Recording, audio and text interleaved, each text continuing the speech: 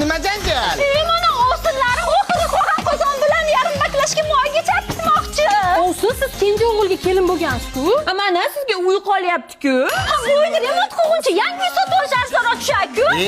Bu yangalar ham toza dasmol bo'lar ekanda. Yaxshi ham uyda baloni yo'q ekan. Bo'lmasa uyni ham sudrab ketikansizlar.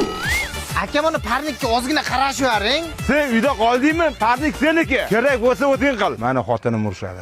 Ikkinchi kishi vaqt parnik meniki. Hosil teradigan payt otamdan qolgan parnik deb satilchani ko'tarib yeldan biri kelib olasiz.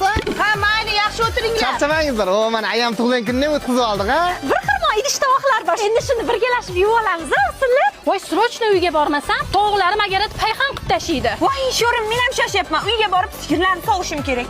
Yeb icharga vaqti bor. Qolgan payti shashadi. Non bilan termizni ham qo'parib ketdimi? Ovsin, qaynonamizni darsiga ozgina yordam qilib yuboringizlar. Voy, aytsam ishonmaysiz, umuman sharoitimiz yo'q. Kecha mana dashi donga pulimiz yo'qligidan shashlikni o'zini yedik.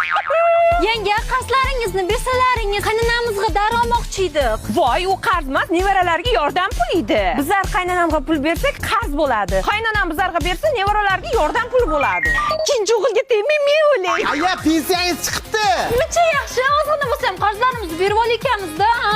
Voy, yarmini menga bering, meni ham bolalarim katta emas-ku. Voy, qolgan yarmini menga bering, meni ham erim dayasi-ku.